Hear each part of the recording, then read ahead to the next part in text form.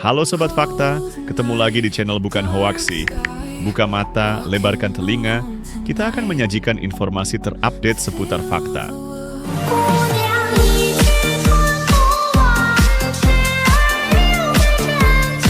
Halo, apa kabar Sobat Fakta? Selamat datang kembali di channel No Hoax. Kali ini kita akan jalan-jalan di negeri Tiongkok, atau bisa juga disebut negara Cina.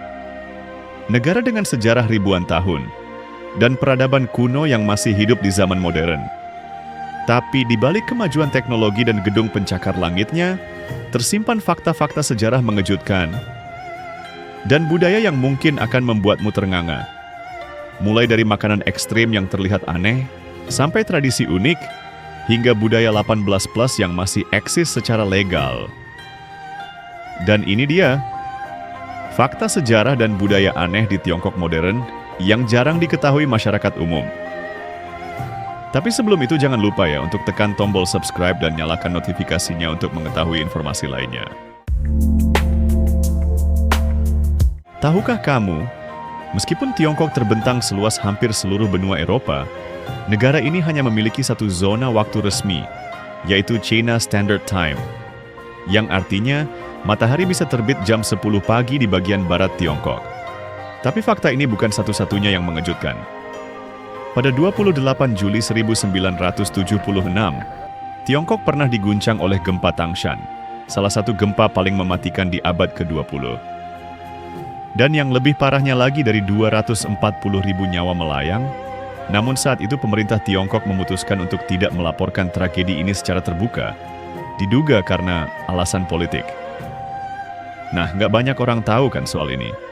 Dan yang akan bikin kalian melongo adalah kebijakan yang diwajibkan satu anak oleh pemerintah Tiongkok yang dimulai pada tahun 1980 dan berakhir pada 2015 lalu. Dalam kebijakan ini, puluhan juta keluarga dipaksa memilih satu anak laki-laki, dan untuk anak perempuanlah yang dikorbankan. Hal ini tentu saja menyebabkan ketimpangan populasi ekstrem hingga hari ini. Berani coba makanan ekstrem?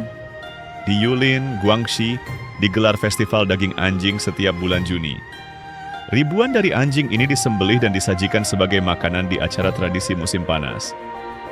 Lalu ada juga di Beijing, ada restoran yang menyajikan penis hewan. Hahaha. Terdiri dari domba hingga banteng, makanan ini diklaim bisa menambah stamina pria.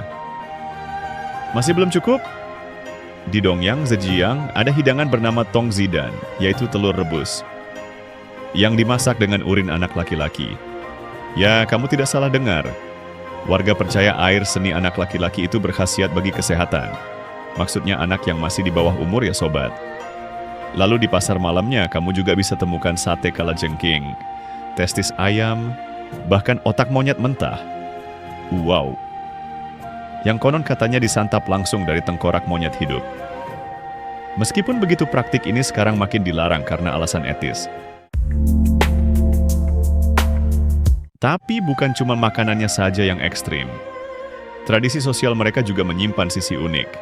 Misalnya, jangan pernah memberi seseorang topi hijau di Tiongkok. Itu mengartikan bahwa pasangan mereka selingkuh. Hati-hati ya sobat. Ada lagi nih. Dalam perayaan Qingming, warga Tiongkok membakar replika rumah mewah, iPhone, bahkan mobil yang terbuat dari kertas. Tujuannya adalah untuk dikirim ke alam baka. Tradisi ini dipercaya memberikan kenyamanan bagi arwah leluhur mereka di sana. Unik ya. Satu lagi, yang lebih menyeramkan adalah pernikahan hantu. Ini dulu dilakukan di beberapa desa. Katanya arwah pria dan wanita yang meninggal sewaktu lajang akan dinikahkan, bahkan dengan upacara lengkap. Beberapa kasus bahkan sampai menggali mayat demi ritual. Serem kan? Tradisi ini dipercaya agar kedua arwah tidak kesepian di sana, dan keluarga mereka bisa tenang secara spiritual. Ini pasti yang kalian tunggu-tunggu. Bagaimana dengan budaya dewasa? Sejak tahun 1997, aktivitas homoseksual dan lesbi sudah tidak dikriminalisasi lagi di Tiongkok. Meskipun pernikahan sesama jenis belum diakui dan belum ada, Komunitas LGBT perlahan mulai mendapat tempat di ruang publik, terutama di kota-kota besar seperti Shanghai dan Beijing. Di Tiongkok, konten pornografi memang sangat dilarang keras, tapi hiburan malam dan literatur erotis, terutama yang berbasis seni klasik, masih beredar luas dan dinikmati secara sembunyi-sembunyi. Uniknya, Tiongkok juga punya warisan erotis dalam bentuk sastra dan lukisan kuno dari dinasti Ming dan Qing, yang hingga kini dikoleksi dan dipamerkan secara terbatas di galeri seni. Ada juga legenda ramuan afrodisiak, makanan panas, hingga spa terapi khusus yang menyatu dengan budaya pengobatan tradisional. Meski tidak vulgar, sisi sensual ini tetap menjadi bagian dari warisan budaya yang bertahan diam-diam sampai saat ini. Hayo, siapa di sini yang suka ke panti pijat plus-plus?